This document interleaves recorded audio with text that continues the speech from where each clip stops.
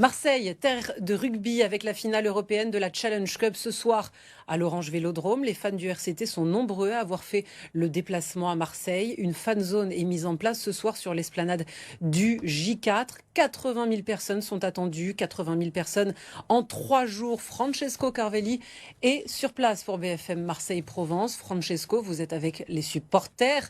Est-ce qu'il y a du monde? Francesco, on vous retrouve dans un instant. On va regarder le sujet de Gaël Biche.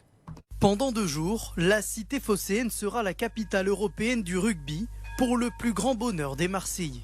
C'est une ambiance différente, familiale, ça apporte un peu de diversité dans le monde du sport. Je ne sais pas si vous vous en souvenez, pendant la Coupe du Monde et tous les matchs qui se passent ici, c'est magnifique. Ce vendredi, Lyon et Toulon se disputeront le challenge européen avant que La Rochelle et le Leinster s'affrontent le lendemain en finale de Champions Cup. 2 rencontres dans un vélodrome qui sera à chaque fois bien rempli.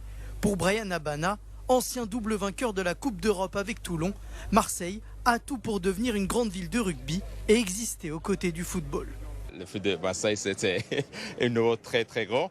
Mais pour les 10-15 derniers ans, je pense que le rugby il peut monter plus haut. J'espère qu'on peut continuer cette relation avec la ville de Marseille parce que le stade c'est beau, la ville elle a une très bonne ambiance. Marseille, qui accueillera la finale du Top 14 en 2024, compte bien aller encore plus loin dans sa stratégie de développement du rugby dans la ville.